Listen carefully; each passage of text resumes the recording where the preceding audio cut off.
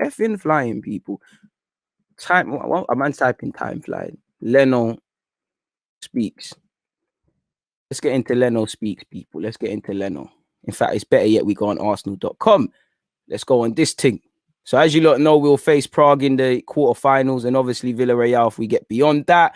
Let's get into stuff. Where's Leno's feet? Where's Leno? And I like, do you know what, Leno? Sometimes I think you talk too much and you're part of the calamity, but I like to see people talking. I never see a Bamian.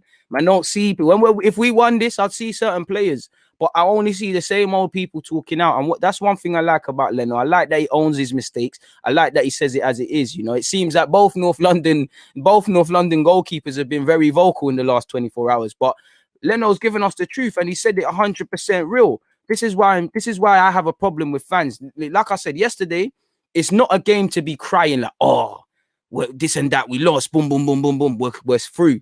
It's not a game to be sitting there like, oh, well, we're through. And that's one thing I hate about Arsenal fans. Every fan does it, but Arsenal fans, it's like the truth is in the middle. You know, there's no need to be extremely happy. There's no need to cry. But you need to acknowledge that while we're through, that complacency is a problem, because the games are only going to get harder. If you don't play 100% or better yet, play with 100% conviction against Benfica, against Olympiacos a year ago, and don't look like you're doing it when you've played them over two legs now, it's not going to give you confidence. Benfica as well, you know, 180 minutes across the two legs individually, you know, 180 plus 180 if you want to go deeper into it. Since Arteta said them comments about learning, I haven't seen it. And for me, it's about laying markers down. It's about momentum. Yeah, there's rotation. Yeah, we've got a bit of a safety net, but it's about winning. I would have expected that safety net yesterday, because we're through, to transpire into a more positive performance, because, you know, I thought we would have played with a bit more of a swagger. People trying things a bit too, trying to overcomplicate things. I never saw that. I saw you lot played like you knew you was through. Like, as poor as you lot can be, you knew that they wouldn't quite do enough, and that's unhealthy, because again, like I said, because of what we've had to give more minutes to players where we could have given them a day off or some minutes off going into West Ham. It doesn't convince fans, because like I said, you know, there's been some heroic moments, but I look at it, I don't think we've quite got it in us, really and truly. And that's why Slavia, as much as I hate them and I don't want to give them any praise, especially after yesterday's events, in my head, I'm treating that like Barcelona. If you treat it like Barcelona 2011, everything take care of itself. We're not a team that can acknowledge that we're through, that there is reasons to be complacent, or it transpires. And you saw it, you know, too many touches, passing not with the same fluidity, and the rest of it, people. But as Leno said, he admits we won't win the Europa League if we don't improve on our second leg display against Olympiacos. And the first leg, both of them. When you look at it without emotion, yes, you're through, but did you do everything? You know, it's a 90-minute game, isolated to both them games. Did you play well for the full 90? You defo didn't yesterday. Defo didn't do it in the first leg. Defo didn't do it either game against Benfica. We defo didn't do it a year ago in the last 32 against Olympiacos. Not to sound like I'm beating a dead horse, but this doesn't scream that we're learning from mistakes. Obviously, if you don't learn from mistakes, you're in problems. I always say it, you know. How many times you have to put your hand in a fire before you clock is hot? When you ain't got a finger no more? And then whose fault is that? You know, the game's only getting tougher. You know, we've got Slavia. I don't know too much about them. So that could be something to be happy about. That could be something to be scared about, fearful of the unknown. Again, if you go through, you've got Villarreal or Zagreb, and then you don't know who's awaiting you. You know, you have to treat it properly. And we're not, you know, we're 10th in the league. Not that it correlates to the Europa. We're not a team that I think should have that luxury. I want to see hunger. Yes, the changes we made yesterday would take some fluidity out of the game, of course, but bro, there was enough to win that game. The only thing I criticized Arteta with yesterday is he's taking too long with the subs. You saw Martinelli to a degree, Partey to a degree, more so Odegaard, but they injected something that's lost. I think there was enough. I think, you know, Ceballos, you had a chance to show what you're on, you know, and get in the team. El Nene the same. Pepe, you've done relatively well, but you didn't do well. You know, Aubameyang, for whatever reason, it didn't happen there. Again, there's plenty of it there. The squad was good enough. There's plenty of reason to perform, but it weren't there, people. And this is the problem I have with Arsenal, people. You know, we turn it on when we want. We either get the Arsenal in the first couple of moments against Leicester and then you end it strong, or you get the Arsenal that starts well against Chelsea and Spurs and then almost throws these games away. We need to play well for the 90. We need to learn to play well for 180 minutes over a two-legged tie. We need to understand digging it even deeper than that, people. first leg, kill the game. First 45 minutes, let's kill the game. You didn't do that. You're then having to do a madness. You need to be able to be cerebral, break games down into little 20-minute pieces and things like. Well, let's be real. We're lucky that Olympiacos has no real quality. As you saw, they huffed and puffed. They made mistakes. They were a long ball team. Yeah, they got their change and were well deserved for scoring. But let's be real. We saw it in it. Game's only getting tougher. But like Leno said himself, people, please make sure you're hitting that like button. He said, I think we suffered today and it was not necessary. Before I carry on, that could be it. I should close this tab. Simple as that. Big up Leno. No mixing of words. I think we suffered today and it was unnecessary. It is true. We suffered because we lost. We didn't ask the keeper any questions. We conceded another cheap mistakes. Leno suffered because, not that anyone was amazing, but it's an unnecessary goal you've conceded and it's a lack of a clean sheet. Unnecessarily, people. He went on to say, I think because in the first 15, 20 minutes, we controlled the game, but then we've made too many easy mistakes. And in the second half, we conceded that goal and then everybody was nervous, 100%. That annoys me because you lot have sat here and heard me say it before. You know, we did well against Chelsea. We did well against Leicester, you know, and I'm pretty sure there might be other examples where we've come from behind. But you've heard me say several times, people, especially during the live watch-alongs and you know, half of you were there. I always say, why you look like you've dropped your heads? You've never been a goal down in football before. Not everything, especially when you're trying to allegedly do something that Arsenal is trying to do, get back in the top 4 and beyond and stuff, you're going to be met with adversity. It's how you roll your socks up. There's very few times in the Premier League where everything's perfect. Sometimes bad things happen and only certain men want to react to things, really. And when I look at it on the grand scheme of things, 2 games now, yeah, we've ultimately got a favourable result because of what we did against Olympiacos. We won that game. We beat Spurs. But when we break it a bit down and remove the emotion, you know, we've made this game harder than it needed to be. When we break down the Spurs game, we 100% made that harder to be in the second half. And if we look at it now, 2 games in short succession, our last 2 games, we've made the second half more open than it should be. Where Spurs, we shouldn't have had to come from behind. You know, obviously we did have chances to win the game against Olympiacos. We didn't do it. So this is where I'm saying, for me, I hear what some of you are saying about fatigue and stuff. But for me, the only fatigue, it has to be mental fatigue and just damn right not making the right decisions. Like you said, man shouldn't be nervous. Why are you nervous conceding a goal where you're winning 3-1? You're at home. Why are man nervous? You know? Again, you know, easy mistakes. And we were playing with fire, you know. Al-Arabi, before he scored, obviously he had that long ball hit us over the top. David Luiz, big up Luiz, but it's like he didn't know the offside rule there. You know, Gabriel can't protect him. He was getting eaten up at times yesterday. It was a poor game. You know, yes, fatigue probably played a part, but no matter what we do, we're engineering our own mistakes. And the funny thing is, people, we know this is Europa League because it says Olympiacos right here. But this first statement here, you removed the Olympiacos game. And if I stuck every fixture we've played so far in all competitions and it's not been a result, whether that's yesterday, whether that's Burnley, whether that's Palace at home, you know the results.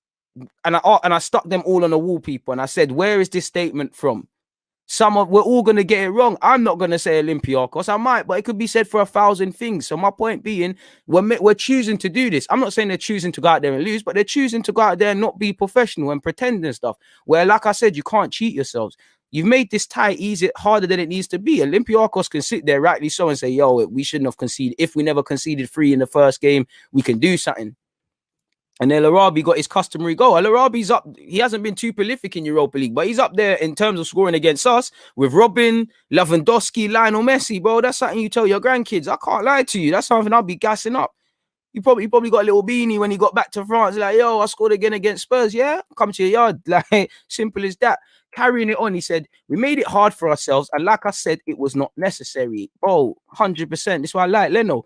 In the dressing room, it was quiet because everyone knows that it's not a good performance from us. We cannot change it anymore. But the positive is that it was a warning, bro. I can't lie, Leno. First thing you said that I find a bit dodgy. It's not that I disagree, but you excluded as well. You, man, have been given warnings all season and a chance to arrest this. So I have no faith that this is going to change this season. You know, cheap mistakes, not playing well for the whole 90, very immature in terms of game management. None of these things for me are going to change this season. So for now, I have to just live with it. And it is what it is. And I comment and call it as I see it. But this is something I don't think the manager can just tell you, look, you have to manage the game yourselves. You have to micromanage each other sort of thing.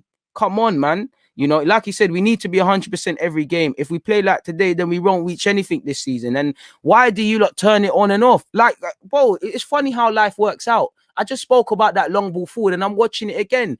David Luiz not playing off sides, Gabriel not aware, even Tierney not aware. The one guy who actually is aware is Bellerin. And you know you're in trouble when Bellerin's your most switched up defender. Shout out to Leno for that save, but it shouldn't even got to that. You know, I don't mind the dressing room being quiet. Of course, I know these players play, but I have to ask, well, go on for your mentality then. Why do you only turn it around? For instance, Sheffield United, you weren't in it in the first half, but you turned it around in the second. Why was it you had to concede against Leicester or Spurs to somewhat score? You know, why are we not switched on all the time? Why is this? It's a handful of occasions. Like I say, Arsenal will give you these little battles. They won't win wars. My word, Aubameyang, how'd you miss that? You know, we'll give you the little United victories, the Chelsea victory, you know, the Leicester victory, the Spurs victory. But you shouldn't. But I shouldn't praise you for being up for it, for being committed, for fighting, for reacting. These are all things that, if you want to be serious, it is what it is. It's like with YouTube. You lot praise me and I do like it. But I have to have consistency. I have to try and constantly improve. You know, I have to be, you know, perform to, it's not the same, but perform multiple times. If there's 2 live streams a week, which today, Thursday and Sunday, I can't sit here and say, do you know what? I normally do it and half an hour to an hour before on one, and then say I'm going to do 5 minutes before the game on another. You know, you need consistency. So these are all things you shouldn't necessarily be praised with. These are all things that you can fix up for your individual self. That's just what I believe. But what do I know? I'm just a football fan. He also went on to say, like he said, man, we won't reach anything. He said, I think there are only very few good teams in the quarterfinals, and we need perfect games to go to the semi-finals and 2 more games to go to the final. The Europa League is very important to us. This is probably the closest way to go to the Champions League and also to win a big European trophy. So we need to step up. We need to have the motivation to win every game, cut out the easy mistakes, and go through to the final, and hopefully have a big final at the end of the season. And you know, Leno's been critical of the team twice, really and truly. In recent days, man. Remember when I said Leno apparently said we've turned the corner and stuff? Is what has man said? We have to maintain the standards that we have set. What's here? Said basically we have to maintain the standards we have set, particularly when we are in possession of the ball. We had too many situations against Olympiacos where we didn't discriminate or make the right decision. Then execute-wise, we weren't at our best. Facts. We know we will have a really tough game on Sunday. They've been in great form. They're really consistent. They know really well what to do and how to hurt opponents. I know that David really well, and I'm sure he'll prepare the match. He will prepare the match. So it is really difficult. It is a really difficult game for us. We'll get into all of that in a second, people. Shout out to him. Why did he bring on Partey and Odegaard? I know why, but I'd love to hear why. Arteta said. He said we needed more control. Facts. We needed to put passes together. You can't always play football trying to attack in 2 and 3 touches. That led to a lot of balls lost when the forwards are running and the back line are squeezing. There's a lot of transition moments, and this is the problem, not in general with Arsenal, is that I always say it, the first priority is to have a good first 11, which we don't have, like everyone that we believe in. But then you see the depth. Suddenly you take a Saka out. We've been seeing it this season. You know, if Saka ain't quite having a good game, Tierney not quite at it, sometimes them playing poor makes the difference, and it's still better than other man. But if these men are not involved or not at it, then it's going down the toilet. And this is the problem, bro. We're meant to have a 25-man squad where man stand up to be counted in their own individual way when the time comes. Some men are going to be rotation. Some guys are barely going to get a sniff. Some men are going to consistently play. But what I need is that when your opportunity comes, take it. And that's where I'm away from everything. I look at El Nene. You're not getting in the starting lineup ahead of Xhaka. You're not playing ahead of Partey if he's fit. Go and show Arteta what you can do and why he might even be tempted to do that. Ceballos, prior to this game we played, the last 2 Europa League games you played, you was making mistakes. I actually feel Ceballos started the game really well in that unorthodox flat midfield free roll. I wasn't feeling it, but I think he was putting himself about, to be fair with him. That being said, it's now a 3rd game where if people don't want to individually blame you for that goal, you're involved. You know, you're not far from the scene of the crime. There's no smoke without fire. You know, there's got to be a coincidence as to why you're always there. You never took your chance. Bellerin, you know, you're a favorite guy from Arteta. I don't feel you took your chance, especially when Chambers played well against Burnley, I believe, or whoever it was, and especially when Cedric's been doing all right. And I think, you know, Cedric is not. I don't necessarily think Cedric is of the level long term, but I think he's shown just what a competent fullback who tries to play like a right back can do. So nobody took their chances to kind of show Arteta what can be on. Even Pepe, you know, Pepe, you never took. You've been decent this season, but that was the first game in a while. You was moving dead. It was like the Pepe of old, that poor decision making. Aubameyang, before the Spurs thing happened, this season there has been legit calls for him just not to be in the team. You don't deserve to play against West Ham based on what I saw, because you had chances, you should have scored. You look like you're still, I don't like to be the guy to say it, but it did look like he was still thinking about why he wasn't been in the team. There was a bit too much sulking and blaming. There was a moment him and Tini were tearing into each other, and I just wish, you know, even though Socrates ain't in our team anymore, I wish he just grabbed Aubameyang's head and Tini's head and just smacked them together and say, stop all of that. Shout out to Socrates as well. It's obviously nice to see him back. He obviously said, I wasn't happy at all with that, and we needed some more stability. And after that, the substitutions were better. Not going to keep going on, people, but, you know, Arteta is saying what we already know, innit? You can't be complacent. You can't be lax. And ultimately, for me, what I keep saying, I know we've got players that are 30, 20 plus, some are over 30. I know we've got players that have played over 100 games in the Prem, played in big leagues, played for their countries. It's not even a street smart thing. I don't think we have mature players, because what I keep seeing is immature not to be consistent. Inconsistency is immature. You know, it's immaturity. If you're a mature adult, you're consistent. You know, I need to go to work, pay my bills. I need to pay my bills on the 30th of every month. My kid needs this. I need to do that. That's maturity.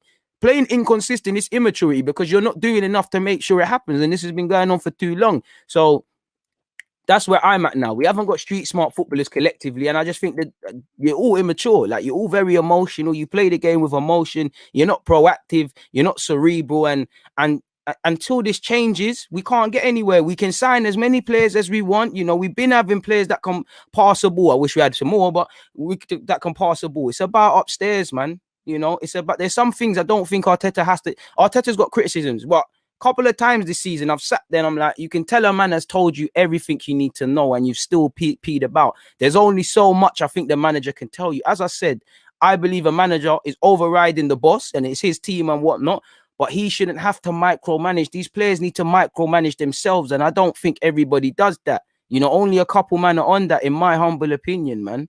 You know, Pepe should have found Aubameyang. Aubameyang should have scored. It is, bro. It's a madness. I wouldn't like playing with Bellerin either, man. Bellerin, it's a bit of a madness. But I don't listen. Everyone was poor in it. It's a I don't believe in the scapegoating thing. Like I said, you know, Aubameyang missed a tap in. He should have scored. You know, Pepe this, that, the third. But listen, away from that, well, I think we should criticize them for that. But for me, that's fine margins. You know, okay, you missed the chance, but why am I only focusing on one over a case of 90 minutes? Why am I only focused on 4 or 5 chances? Why haven't I had 20 chances at this goal? So this is what I mean by we don't win, lose, or draw together. I mean, on a singular thing, it's all together. We need to do a bit better in that regards, you know. When you focus on these fine margins, it doesn't mean everyone's done the collective. And my simple question would be to the players, who in that team can leave the field isolated to yesterday and say, yo, I had a good game, I did everything? I think by default, Leno made a big save. I can't criticize you for the goal, at least at this moment in time. I think the subs did well, but the rest of you were dead. And it weren't that you were dead, you just didn't turn up. Just didn't turn up. And again, yeah, you can sit here and say, oh, we're through already. This, that, and the third. It's about the performance, because these things are happening all the time with us people. So yeah, man, this is why I don't have confidence to win the Europa League and things. I want to, but this is why I don't. And this is why we sit here with every win. We say, yo, the points tally. If we didn't lose that game, if we win this, we can be back in top 4, Europa this. And in every defeat, we're looking at it like, what's going on here? Whoa, what's going on here? This is the thing. It's too volatile. When it's volatile, that tells me you're inconsistent. You know, inconsistent tells me you're not serious and you're lacking maturity.